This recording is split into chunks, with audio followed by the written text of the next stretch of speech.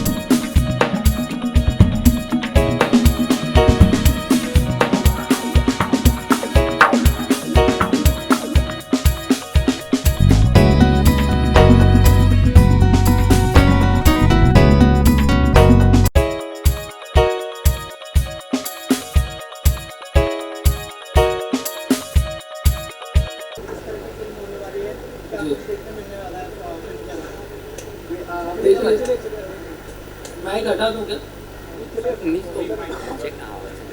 देखिए, ये जो फिल्म है, जैसे कि मैंने अभी थोड़ी देर पहले बताया कि कॉमेडी फिल्म है, पूरा कॉमेडी कंटेंट है हम लोगों का।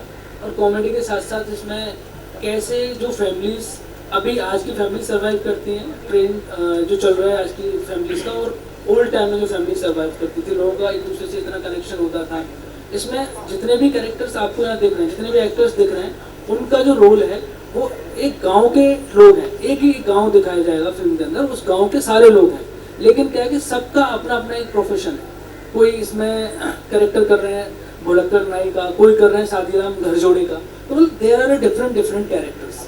और उसमें क्या है कि एक जो मेल लीड अपना कैरेक्टर है वो अपने बदरुल जी जो कर रहे हैं बल्लू, वो बाय प्रोफेशन एक मनिहार है। मनिहार एग्जैक्टली शायद मुझे लगता है कि आज की जनरेशन के सामने डायरेक्टली मनिहार कहा जाए तो दे फॉरगेटन कि मतलब यार क्या है मनिहार, व्हाट इज दिस। क्योंकि हम लोग, मैंने खुद गूगल पे सर्च किया नाम कि मुझे पता चला एग्जैक्टली, मैंने पढ़ा इसके बारे में जब मैं स्क्रिप्टिंग कर रहा था इसकी, तो बहुत ही शानदार कैरेक्टर है कि गाँव-गाँव जाता है, चूड़ियाँ पहनाता है, लोगों को खुशियाँ बांटता है, और जब खुद की ज़िंदगी के अंदर एक छोटा सा इंसिडेंट होता है और उसकी वजह से पूरा का पूरा लाइफ सफ़र हो जाती है, जिसके ऊपर पूरी कहानी है। और कॉमेडी के साथ साथ इसमें जो है इमोशंस भी हैं, और जो कल्चर जैसे मैंने जैसे भी थोड़ी देर पहले बोला कि उस कल्चर को मैं कभी कभी मैं याद करने की कोशिश करता हूँ कि जब मैं छोटा था और जब मैं हम लोग गाँव में थे, तो वो बार बार लगता था कि यार किसी तरीके से वो चीज़ें हम लोग देख पाएँ, वो ऐसा कुछ बखूबी हम लोग भी उसका हिस्सा बन पाएँ, लेकिन कुछ ऐसा जरिया ही नहीं मिल पा रहा था। तो एग्जैक्टली आई थॉट कि मुझे एक फिल्म बनानी चाहिए और इसके ऊपर एक कहानी लिखनी चाहिए। तो बहुत ही शानदार कहानी है पुराने कल्चर को लेकर के, ऐसी ऐसी चीज़ें, ऐसी ऐसी पुरानी चीज़ें जिन्हें शायद आज के लोग देखेंगे, they will be shocked. Like कि जैसे कि पहले फिल्में आती थी, जैसे सर ने बताया थोड़ी देर पहले गोरा काला है, हम एक फिल्म बहुत बहुत हिट हुई थी मदर इंडिया, उसके अंदर बहुत कुछ ऐसी चीज़ें दिखाई थी। कहानी तो थी उसके अंदर, बट कहानी के साथ साथ जो लोग कनेक्ट हुए थे उन चीज़ों से, क्योंकि वो आज के टाइम में कहीं है ही नहीं, प्रेजेंस ही नहीं करती है, लेकिन उनका हम लोग प्रेजेंस दिखा करके एटलीस्ट आने वाली जनरेशन को, इस दशक की जनरेशन को हम बता पाएंगे कि ये चीज़ें होती थी। किस तरीके से किसान खेतों में पानी पहुंचाते थे, उसके लिए एक सोर्स होता था।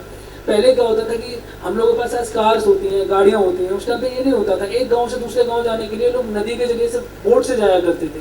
तो वैसा बड़ा अच्छा शानदार माहौल होने वाला है। कहानी बहुत अच्छी है इसकी, आप सब लोगों को बहुत पसंद आएगी।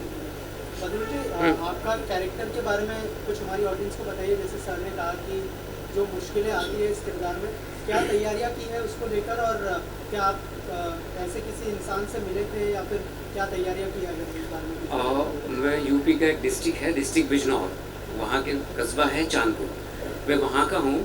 तो मेरे यहाँ मनिहारों का एक मोहल्ला है, तो वहाँ के मेरे बहुत दोस्त थे, मैं उनके साथ रहा हूँ, पढ़ा हूँ, खाया है, पिया है, खेला हूँ। तो उन्हीं में से एक थे नासिर भाई, जो मेरे बड़े भाई के दोस्त थे, लेकिन हमारा घर का आना जाना था काफ़ी। उनके साथ उनकी साइकिल पे आगे बैठ के मैं चूड़ी, क्रीम पाउडर ये सब बेचने गांव जाया करता था। लड़के घर से अब्बा से ज़िद करके कि मुझे जाना है, मुझे अच्छा लगता था, लेकिन मुझे नहीं पता था कि मुझे ये किरदार और ये फिल्म मिलने वाली है। तो इस बात की मुझे बहुत खुशी है। तैयारी तो है वहाँ से, लेकिन फिर भी एक्टर तैयारी करता है और तैयारी करता हूँ और चीज़ें खोजता हूँ। जब भी कुछ मिलता है मैं संजीव जी को फ़ोन करता हूँ, सर ये मिल गया, सर ये मिला, स्क्रिप्ट में ये मिला, किरदार में ये मिला, उनके किरदार में ये मिला। तो वैसे कोशिश कर रहा हूँ। रोशनी जी, सेम किरदार को लेकर थोड़ा सा बताइए, और क्या तैयारियां की है आपने अपने किरदार को लेकर? देखिए, एक्टर होने के नाते सब अपने कैरेक्टर को लेकर तैयारियां करते हैं। मेरी भी तैयारियां चल ही रही हैं। बाकी संजीव जी हैं जो मुझे काफ़ी गाइड करने वाले हैं, बद्रुल जी हैं, और इतने दिग्गज एक्टर हैं मेरे साथ। तो कहीं ना कहीं मेरा ये कैरेक्टर जो मैं प्ले कर रही हूँ या मैं जो तैयारियां कर रही हूँ, इन सब में सर लोग बहुत हेल्प करेंगे, क्योंकि मुझे मनिहार के बारे में इतना कुछ नहीं पता था कि होता क्या है ये, एग्जैक्टली क्या है ये। तो काफ़ी चीज़ें मुझे संजीव जी ने बताई, तो आई होप कि मैं अपना बेस्ट दूंगी। अंकल सर, जब ये कॉन्सेप्ट आपके पास आया तो क्या रिएक्शन था? जैसे रोशनी जी ने कहा कि उनको मनिहार के बारे में पता नहीं था, क्या आपको पता था इस बारे में, और क्या रिएक्शन था जब आपको अप्रोच किया गया? मेरा पहला रिएक्शन यही था कि यस, मैं फिल्म करूँगा, क्योंकि मैं हमेशा, मेरी कोशिश यही होती है कि अच्छे प्रोजेक्ट से जुड़ा जाए जिसमें कंटेंट हो। बेसिकली जैसा संजीव भाई ने बताया कि आजकल सबसे बड़ी जो कमी है वो कंटेंट की है। तो ये बेसिकली किसी, मेरे हिसाब से, हर इंसान की अपनी सोच होती है, मेरे हिसाब से दो चीज़ें बहुत इम्पॉर्टेंट होती है किसी भी प्रोजेक्ट में, अच्छे प्रोजेक्ट में कामयाबी के लिए। एक तो पहली बात होती है द मोस्ट इम्पॉर्टेंट थिंग कि कंटेंट, आपका कंटेंट कितना मजबूत है। एंड सेकंड थिंग जो सबसे इम्पॉर्टेंट होती है, सेकंड इम्पॉर्टेंट, परफॉर्मर्स। ये दो चीज़ें सबसे इम्पॉर्टेंट होती हैं, और दोनों चीज़ें इस फिल्म के अंदर हैं, तो बहुत अच्छा होने वाला है, बहुत बढ़िया होने वाला है। और जहाँ तक मेरा इस फिल्म से जुड़ने का सवाल था, फिर मैंने जैसा पहले कहा कि कंटेंट सुन के मुझे बड़ी खुशी हुई, मुझे सब्जेक्ट बहुत अच्छा लगा, मुझे लगा मैं बिल्कुल करूँगा। थोड़ा अलग हटके करने का मौका मिल रहा है। सर, आप क्या कहना चाहेंगे किरदार के बारे में, थोड़ा सा बताइए। और जैसे पंकज सर ने बताया कि उनको ज़्यादा पता नहीं था, लेकिन कंटेंट बहुत पसंद आया। एज एन एक्टर कितना इम्पोर्टेंट है कि कंटेंट अच्छा हो, किरदार से ज़्यादा कंटेंट ज़्यादा अच्छा हो? जी, मेरी जो टेस्ट है वो, जैसे आप कहते हैं कॉमेडी फिल्म, तो मैं हंसाते हंसाते कुछ कहने वाली फिल्म होती है जो सीख। और क्योंकि मैं भी ऐसे बैकग्राउंड से हूँ, अभी मुंबई में हूँ फ़िलहाल तो, लेकिन मैं भी कर्नाटक का एक छोटा सा गांव वहाँ से हूँ, एग्रीकल्चर बैकग्राउंड से हूँ। तो कंटेंट जब सुना तो मुझे बहुत अच्छा लगा। मैंने जैसे पहले आते हुए कहा था कि कॉन्सेप्ट, स्टोरी, और बहुत ज़्यादा हमने अभी संजीव जी को परेशान नहीं किया है। अब जब शूटिंग शुरू करेंगे तब हम परेशान करेंगे, तो इसलिए बहुत ज़्यादा फिल्म शूट होने के बाद हम ज़्यादा बोल सकते हैं शायद, क्योंकि अब बहुत ज़्यादा हम नहीं कह सकते हैं।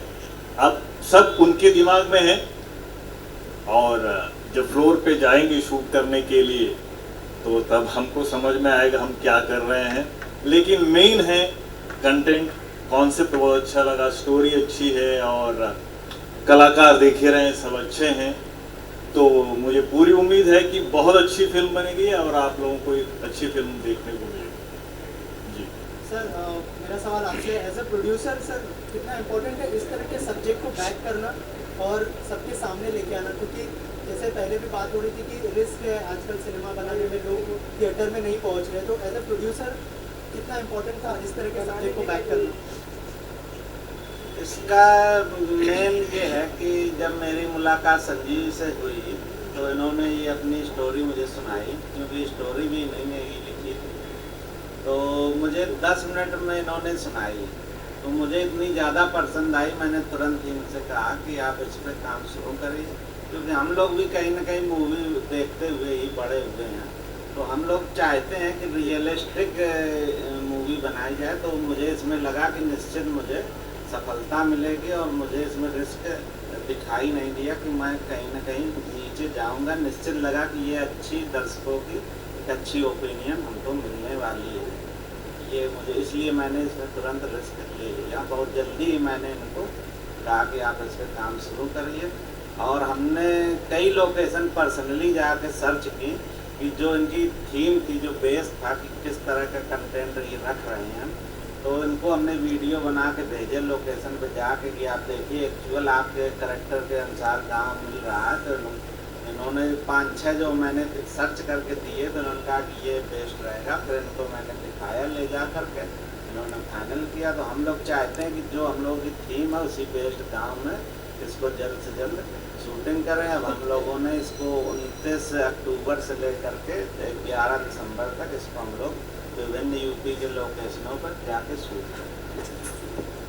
रमेश सर, मेरा साथ हाँ, रिस्क नहीं ले रहे हैं आप सर। आप अच्छी फिल्म बना रहे हैं और अच्छी फिल्म को कोई रोक नहीं सकता। आपकी रिकवरी होगी ही होगी, क्योंकि आपकी जो फिल्म है कंटेंट बेस है, अच्छी फिल्म है और लोगों का मनोरंजन करने ही वाली है। तो फिर आपकी तो रिकवरी हो ही जाएगी, डोंट वरी। बहुत ही अच्छा कंटेंट तो है ही, साथ ही क्या ऐसा खास बात देखा आपने किरदार में जो आपने फिल्म करने का फैसला किया, क्योंकि आप बहुत ही अच्छी फिल्में भी कर चुके हैं। सर, इससे बड़ी क्या खास बात हो सकती है कि मैं मेन हीरो का बाप हूँ। अरे मेरे आप बाप हो, मेरे लिए बड़ी बात है। जो आदमी मेन लीड कर रहा है उसका मैं बाप हूँ, तो मैं भी तो मेन लीड हो गया। तो मुझे न कहानी सुनने की जरूरत थी, न कुछ सोचने की जरूरत थी। हमारे कास्टिंग डायरेक्टर मिस्टर समीर चहास जो पीछे खड़े हुए हैं, उन्होंने कहा रमेश गोयल जी आप आइए और पिक्चर साइन कीजिए।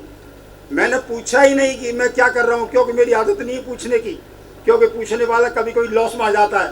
बोल गोयल साहब आपको सुन के खुशी होगी कि आप हीरो के बाप का रोल कर रहे हैं, आपको कुछ और सुनना है। मैंने इससे बड़ा कोई रोल ही नहीं है दुनिया में। हीरो के मतलब दुनिया हीरो बनना चाहती है और उसका बाप मैं हूँ, तो ये तो बहुत बड़ी जगह हो गई। तो मैंने सर मुझे कुछ नहीं सुनना है, मुझे सब्जेक्ट भी नहीं सुनना है, कुछ नहीं सुनना है। जो आप जैसे कहेंगे वैसी फिल्म करूँगा। तो न मैंने फिल्म के बारे में कुछ सोचा न समझा, मैं तो हीरो का बाप हूँ, यही सबसे मेरी खुशी की बात है बस। और ये मेरे बाप है, मेरे लिए सबसे खुशी की बात है। और मेरी बहू कितनी खूबसूरत है। सभी कलाकार बहुत अच्छे हैं, और हमारे SK सिंह साहब जो बार बार बोल रहे हैं रिस्क, बिल्कुल रिस्क नहीं है। हम कलाकार जितने भी हैं बहुत ही परफेक्शन से काम करेंगे, और इन सब के कंधे पर ये जो फिल्म चलेगी तो SK सिंह साहब 100% फायदे में रहने वाले हैं। और वैसे तो हमारे डायरेक्टर संजीव जी वो काफ़ी फिल्में कर रहे हैं, और भी फिल्में कर रहे हैं, कई ऐड फिल्म करते हैं, फिल्में भी कर रहे हैं, फीचर फिल्म। इस फिल्म से वो मार्केट के स्टार डायरेक्टर बन जाएंगे। मेरी शुभकामनाएं पूरी टीम को, पूरी प्रेस को, पूरी यूनिट को। All the best, good luck, bye bye, see you, जय हिंद। तो गांव तो आज का ही है, शूट तो आज के गांव में ही करेंगे, है? लेकिन जो समाज में पुरानी कुंठाएं थी, आज भी चली आ रही हैं, वो कुंठाएं हम दिखाने की कोशिश कर रहे हैं। कहीं ना कहीं आज भी हैं, लेकिन हमारी नज़र उनकी तरफ नहीं जाती है, तो हम दिखाएं। एग्जैक्टली, यस सर ने बिल्कुल सही कहा। हाइट तो अभी डिबरी बोलते हैं, हाँ डिबरिया है ना। आपने लोग करेक्ट, ये भी आंसर मतलब क्वेश्चन अच्छा किया। वो भी सब है, दिए जिसे बोलते थे, जिसमें मिट्टी का तेल भरा जाता था और वो डिबियाँ जला दी जाती थी। हम लोग उसी एग्जैक्टली हम लोग जो शूट करने वाले हैं वही सोर्स लाइट पे शूट करने वाले हैं। सोर्स लाइट भी वही रहेगी, एकदम नेचुरली लोगों को बड़ा पसंद आने वाला है। कि अभी क्या ना एकदम मॉडर्न लाइट लगाते हैं हम लोग। मैं एग्जैक्टली मैं खुद शूट करता हूँ, मैं नैनीताल शूट करके आया, इतना बड़ा तामझाम हम लोग लेके गए थे, मैंने स्टैंड में शूट किया था। लेकिन अभी जो मैं गाँव जा रहा हूँ, टिपिकल गाँव है, वहाँ शायद हो सकता है हम लोगों को किसी जो धर्मशाला में रुकना पड़े, एग्जैक्टली क्योंकि वहाँ से 40-50 किलोमीटर दूर होटल्स है और वहाँ से हम लोग डेली ट्रैवल भी नहीं कर पाएंगे। बट कोशिश हमारी है कि हम अच्छे से अच्छा करना है, क्योंकि अगर कंटेंट बनाना है और सिनेमा अच्छा बनाना है तो हम लोगों को मेहनत करनी पड़ेगी। और उसके लिए हम वी आर वेरी रेडी। और जो एक्टर्स मैंने लिए हैं, सारे एक्टर्स इन सब लोगों ने बहुत ही टिपिकल लोकेशंस पे भी काम किया और अच्छे कंटेंट्स पे काम किया। तो मेरा बेस्ट ये था कि मैं अच्छे कैरेक्टर्स लूँ जो कॉपरेट कर सके। तो स्टोरी को लेकर के अगर सहयोग नहीं कर सकते एक्टर्स तो वो कहानी कभी बनी ही नहीं सकती है। और कहीं ना कहीं अगर हमारे सिनेमा को देखते हैं कि सिनेमा के अंदर फिल्में डिजास्टर हो रही है, देखिए उसमें सबका ही कहीं ना कहीं इन्वॉल्वमेंट होता है, डायरेक्टर से लेकर के एक्टर और राइटर में। अगर मेरा भी अगर कोई डिजास्टर होगा तो आई एम रिस्पॉन्सिबल फॉर। मैं भी ये नहीं कहूँगा नहीं मैंने तो बहुत अच्छा बनाया है। अगर अच्छा बनाया है तो वो लोगों ने देखा क्यों नहीं? Exactly this is the thing. तो सबका ही उसमें कॉन्ट्रीब्यूशन होता है, अच्छा भी और बुरा भी। तो वही है कि अच्छे से अच्छा हम लोग करेंगे और आपको बहुत पसंद आने वाला है sir. Thank you so much.